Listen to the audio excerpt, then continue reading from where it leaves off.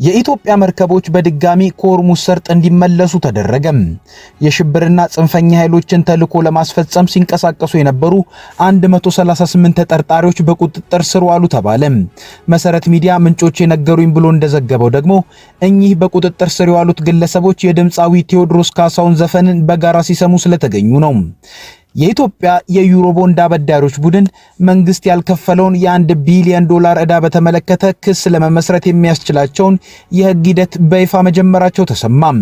ጤና ይስጥልን፣ ኢትዮ ፍሮንቶች ነን። አብራችሁን ስትቆዩ እነዚህን ጉዳዮች በስፋትና በጥልቀት በመረጃና ትንታኔ ትሰማላችሁ። እስከዛው ቻናላችንን ሰብስክራይብ፣ ላይክ እና ሼር እያደረጋችሁ አብራችሁን ቆዩ። የኢትዮጵያ መርከብ በድጋሚ ከሆርሙዝ ሰርጥ እንድትመለስ ተደረገ። ጊቤ የተሰኘችው ባለቤትነቷ የኢትዮጵያ የባህር ትራንስፖርትና አገልግሎት ድርጅት የሆነችው መርከብ የሆርሙዝ ሰርጥን ኢራን ለሁሉም የንግድ መርከቦች ከፍቻለሁ ማለቷን ተከትሎ የኢትዮጵያ መርከብ ወደ ባህር ወሽመጡ ተጉዛ ነበር። ሆኖም ከሰዓታት በፊት ኢራን የሆርሙዝ ሰርጥን ዘግቻለሁ ማለቷን ተከትሎ መርከቧ ወደ ነበረችበት የተባበሩት አረብ ኤሚሬት ሻርጃ ወደብ መመለሷን ሰምተናል። ኢራን፣ እስራኤልና ሊባኖስ የተኩስ አቁም ስምምነት ማድረጋቸውን ተከትሎ ነበር የሆርሙዝ ሰርጥን ለሁሉም የንግድ መርከቦች ክፍት አድርጌያለሁ ያለችው። ሆኖም ዓለም በዚህ መልካም ዜና ተደስቶ ሳያበቃ በአሜሪካው ፕሬዝዳንት ዶናልድ ትራምፕ ያልተለወጠ ውሳኔ ምክንያት ኢራን ተመልሳ የሆርሙዝ ሰርጥን ዘግተዋለች። ኢራን የሆርሙዝ ሰርጥን ስትከፍት በምላሹ አሜሪካ ወደሷ ወደብ የሚሄዱና ከሷ ወደብ የሚወጡ መርከቦች ላይ ያደረገችውን ገደብ ታነሳለች የሚል ተስፋ ነበራት። የአሜሪካው ፕሬዝዳንት ዶናልድ ትራምፕ ግን ኢራን የሆርሙዝ ሰርጥን ለመክፈት የደረሰችውን ውሳኔ ቢያደንቁም በኒውክሌር መርሃ ግብሯ ዙሪያ ከስምምነት ካልተደረሰ ወደ ኢራን ወደቦች የሚገቡም ሆነ የሚወጡ መርከቦች ላይ የጣሉትን ገደብ አላነሳም በማለታቸው ኢራን ተመልሳ የሆርሙዝ ሰርጥን ዘግታለች። የኢራን ይህ ውሳኔ ታዲያ የኢትዮጵያ መርከብ ላይ እንደገና ከፍተኛ መጉላላትን ፈጥሯል። ጊቤ የተሰኘችው ከ20 ሺህ ቶን በላይ ጭነትን የምትይዘው መርከብ የካቲት 21 ቀን 2018 ዓ.ም ከተባበሩት አረብ ኤሚሬት ሻርጃ ወደብ ዕቃ ጭና እየመጣች ነበር የኢራን፣ እስራኤልና አሜሪካ ጦርነት የተጀመረው። በዚህ ምክንያት መርከቧ ጉዞዋን አቋርጣ ወደ ተነሳችበት የተባበሩት አረብ ኤሚሬት ሻርጃ ወደብ ተመልሳለች።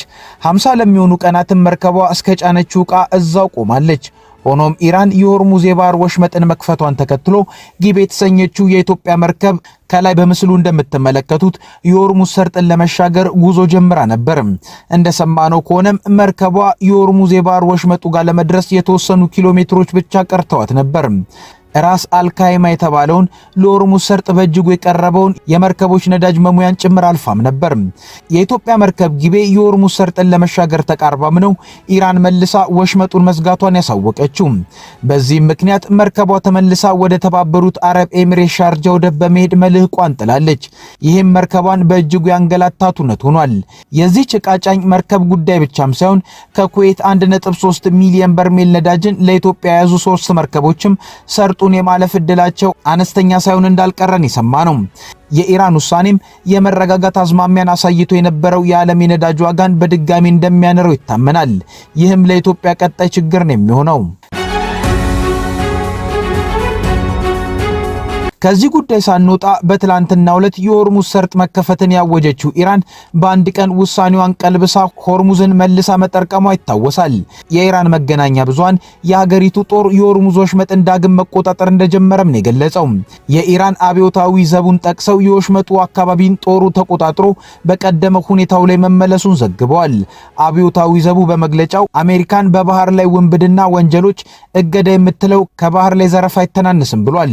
የሆርሙዝ ወሽመጥ የዓለም 20 በመቶ ነዳጅና የተፈጥሮ ጋዝ የሚጓጓዝበት ነው። የኢራንን ውሳኔ ተከትሎም የሆርሙዝ ወሽመጥ ተዘግቷል የሚሉ ዘገባዎች ከወጡ በኋላ መርከቦች አቅጣጫ እየቀየሩ ነው።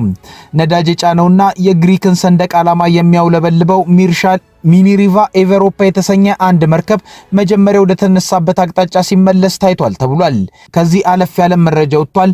በሆርሙዝ ወሽመጥ በኩል የሚያልፉ መርከቦች በኢራን ጦር ተኩስ እንደተከፈተባቸው የሚገልጽ አንድ መርከብ በሆርሙዝ ወሽመጥ ሲያልፍ በኢራን እስላማዊ አብዮታዊ ዘብ በሚመሩ 2 መሳሪያ የታጠቁ ጀልባዎች ተኩስ እንደተከፈተበት የዩኬ የባህር ላይ ትራንስፖርት ስራዎችን ያስታወቀው። ክስተቱ የተፈጠረው በኦማን ሰሜን ምስራቅ ግዛት 40 ኪሎ ሜትር ርቀት አካባቢ መሆኑ ታውቋል። መርከቡና ሰራተኞቹ ደህና መሆናቸውን ዩኬ ማሪታይም ንግድ ስራዎች ገልጿል። ከዚህ ውጭ ቢያንስ 2 የንግድ መርከቦች ወሽመጡን ለመሻገር ሲሞክሩ የጥይት እሩምታ እንደተከፈተባቸው ሮይተርስ የዜና ወኪል 3 ምንጮችን ጠቅሶ ዘግቧል። ሮይተርስ መርከቦች ከኢራን ባህር ኃይል ወሽመጡ መዘጋቱን የሚያሳውቅ የራዲዮ መልእክት እንደደረሳቸውም ዘግቧል። የኢራን ባህር ኃይል አንድ መርከብ በወሽመጡ እንዲያልፍ አልተፈቀደለትም ማለታቸውንም ምንጮች ተናግረዋል።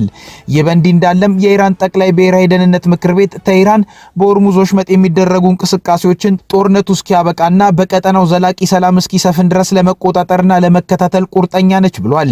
የአገሪቱ ደህንነትን በበላይነት የሚቆጣጠረው ምክር ቤቱ ክትትሉንና ቁጥጥሩን የሚያደርገው በወሽመጡ የሚተላለፉ መርከቦችን መረጃ በመሰብሰብና የይለፍ ወረቀት በመስጠት እንዲሁም ለተገቢው አገልግሎት ክፍያን በመቀበል መሆኑን አስታውቋል።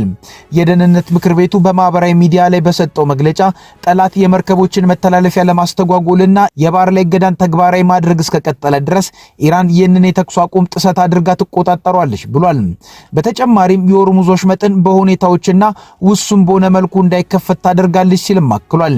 ጦርነቱን ለማቆም ስለሚደረገው ድርድር ምክር ቤቱ ተኢራን አሜሪካ ያቀረበችውን ምክረ ሐሳብ እየገመገመች ሲሆን እስካሁን ምላሽ አልሰጠችም ብሏል።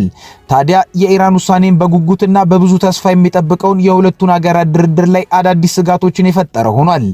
ትራምፕ ጦርነቱ በቅርብ በስምምነት እንደሚፈታ ተናግረው ነበር። አዳዲስ ሁኔታዎች ግን ይህንንም ተስፋ አጠራጣሪ አድርገውታል። ፕሬዚዳንት ትራምፕ የኢራን ጦር የሆርሙዝ ወሽመጥን ዳግመኛ መዝጋቱን ካስታወቀ በኋላ በሰጡት ምላሽ ተኢራን ልታስፈራራን አትችልም ብለዋል። ለረጅም ዓመታት እንዳደረጉት የሆርሙዝ ወሽመጥን ለመዝጋት ይፈልጋሉ ሲሉ ለጋዜጠኞች የተናገሩት ትራምፕ ከኢራን ጋር በጣም ጥሩ ውይይት እየተካሄደ ነው ብለዋል። የኢራን ባለስልጣናት የሆርሙዝ ወሽመጥን ለመዝጋት ይፈልጋሉ ያሉት ትራምፕ አሜሪካንን እንድታስፈራራ አንፈቅድም በማለት አሜሪካ ጠንካራ አቋም ትወስዳለች ሲሉም ገልጸዋል። የኢትዮጵያ የዩሮ ቦንድ አበዳሪዎች ቡድን መንግስት ያልከፈለውን የ1 ቢሊዮን ዶላር ዕዳ በተመለከተ ክስ ለመመስረት የሚያስችለውን የህግ ሂደት በይፋ መጀመራቸው ተሰማም። ብሉምበርግ ለጉዳዩ ቅርበት ያላቸው ምንጮች ዋቢ አድርጎ እንደዘገበው የኢትዮጵያ አድሆክ የቦንድ ባለቤቶች ኮሚቴ አባላት በእንግሊዝ ፍርድ ቤቶች ክስ ለመመስረት ማቀዳቸውን የሚገልጽ የቅድመ ክስ ማስጠንቀቂያ ደብዳቤ ባለፈው ሳምንት ለኢትዮጵያ መንግስት ልከዋል። ስማቸው እንዳይጠቀስ የፈለጉት የመረጃው ምንጮች እንዳሉት መንግስት ደብዳቤው እንደደረሰው ለማሳወቅ 14 ቀናት አሉት ያሉ ሲሆን ሆኖም የጊዜ ገደቡ መቼ እንደሚጀምር በዝርዝር አላብራሩም። ኢትዮጵያ በታህሳስ 2016 ዓ.ም መክፈል የነበረባትን የ33 ሚሊዮን ዶላር የዩሮ ቦንድ ወለድ ክፍያ ሳትፈጽም መቅረቷን ተከትሎ በይፋ ዕዳቸውን መክፈል የማይችሉ ሀገራት ተርታ መመደቧ ይታወሳል። ፍላጎታቸውን በኃይል ለማስፈጸም ታጥቀው በጫካ ከሚንቀሳቀሱ የሽብርና ጽንፈኛ ኃይሎች ጋር ግንኙነት በመፍጠር የአገሪቱን ሰላምና ደህንነት ለማወክ እንዲሁም መጪውን ሀገራዊ ምርጫ ለማደናቀፍ ስምሪት ወስደው ሲንቀሳቀሱ የነበሩ 138 ተጠርጣሪዎች በሕግ ቁጥጥር ዋሉ ተባለ። መሰረት ሚዲያ ምንጮች የነገሩኝ ብሎ እንደዘገበው ደግሞ እኚህ በቁጥጥር ስር የዋሉት ግለሰቦች የድምፃዊ ቴዎድሮስ ካሳሁን ዘፈንን በጋራ ሲሰሙ ስለተገኙ ነው። የብሔራዊ መረጃና ደህንነት አገልግሎት እንዳለው ደግሞ ታሳሪዎቹ በተለያዩ የሀገራችን አካባቢዎች የጥፋት ስምሪትን ወስደው ሲንቀሳቀሱ በነበሩ ተጠርጣሪዎች ላይ በጥብቅ ዲሲፕሊን የመረጃ ክትትል ሲደረግባቸው ቆይቶ ከፌዴራልና ክልል ጸጥታ አካላት ጋር በመቀናጀት ከሚያዝያ 9 ቀን 2018 ዓ.ም ጀምሮ በተሰራ ኦፕሬሽን ነው በቁጥጥር ስር የዋሉት። ተጠርጣሪዎቹ አዲስ አበባን ጨምሮ በሀገሪቱ ዋና ዋና ከተሞች እንዲሁም በተመረጡ አካባቢዎች ሽብርና አመጽን በመቀስቀስ ለታጠቁ ቡድኖች ሴሎችን በማደራጀት መረጃዎችን በመስጠት ጥቃትና እገታ ላይ በመሰማራት ተልዕኮ ወስደው ሲፈጽሙ የነበሩ መሆናቸው ተብራርቷል። ለሽብርና ጽንፈኛ ቡድኖች ገንዘብ፣ ስንቅ፣ ወታደራዊ አልባሳት፣ መገናኛ ሬዲዮዎች፣ የስልክ ቀፎዎችንና ሲም ካርዶችን፣ ጦር መሳሪያና ተተኳሾችን በአጠቃላይ ሎጂስቲክስ ሲያሰባስቡና ሲያቀርቡ እንደነበር እንዲሁም በተመረጡ ከተሞችና ቀበሌዎች የምርጫ እንቅስቃሴዎችን ለማደናቀፍ ብሔርና ሃይማኖት ተኮር ግጭቶችን ጭምር ለመቀስቀስ ስምሪት የወሰዱ ስለመሆናቸው መረጋገጡም ተመላክቷል። ከተጠርጣሪዎቹ መካከል የተወሰኑት አልሸባብና አይኤስ ከተባሉ ዓለም አቀፍ አሸባሪዎች ጋር ትስስር በመፍጠር በሶማሊያ የሽብር ስልጠና የወሰዱ መሆናቸውን በመረጃ ስምሪት መረጋገጡን አገልግሎቱ አስታውቋል። በሀገራችን አንዳንድ አካባቢዎች በመንቀሳቀስ ለቡድኖቹ ሴሎችን በመመልመል ለሽብር ተግባር ሁኔታዎችን ሲያመቻቹ የነበሩ መሆናቸውን በመግለጫው ተጠቅሷል። በተጨማሪም በኦፕሬሽኑ በቁጥጥር ስር ከዋሉት ተጠርጣሪዎች መካከል በሕገ ወጥ የጦር መሳሪያ ዝውውር ላይ በመሰማራት ለሽብርና ለጽንፈኛ ቡድኖች ትጥቅና ተተኳሽ በማቅረብ የሀገራችን የጸጥታ ሁኔታን ለማባባስ ጥረት ሲያደርጉ የነበሩ ናቸው ብሏል።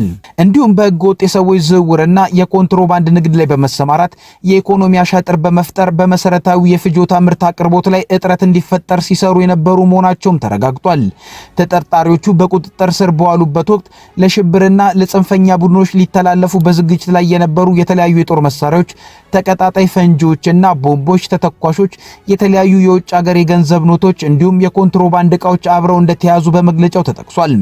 በተጠቀሱት ዝርዝር የሽብር እንቅስቃሴዎችን ጨምሮ በተለያዩ የጥፋት ድርጊቶች ላይ ተሰማርተው የነበሩ በድምሩ 138 ተጠርጣሪዎች ከሀገር መከላከያ ሰራዊት፣ ከኢትዮጵያ ፌዴራል ፖሊስና ከክልል ጸጥታ አካላት ጋር በመቀናጀት በህግ ቁጥጥር ስር መዋል መቻሉ ተመላክቷል። በሌላ በኩል መሰረት ሚዲያ ምንጮች የነገሩኝ ብሎ እንደዘገበው ደግሞ እኚህ በቁጥጥር ስር የዋሉት ግለሰቦች የድምፃዊ ቴዎድሮስ ካሳሁን ዘፈን መውጣቱን ተከትሎ ከሚያዝያ 8 ቀን 2018 ዓ.ም ምሽት ጀምሮ የመንግስት የጸጥታ አካላት ባደረጉት አሰሳ የፊታችን ግንቦት ወር የሚካሄደውን ምርጫ ለማስተጓጎል አዲሱን ዘፈን እንደ አመጽ መቀስቀሻ ተጠቅመውበታል በሚል ነው የታሰሩት። ከኢትዮ ፍሮንት የዛሬ ጉዳዮቻችን እነዚህ ነበሩ። አብራችሁን ስለቆያችሁ እናመሰግናለን። ቻናላችንን ሰብስክራይብ አድርጉልን። መልካም ጊዜ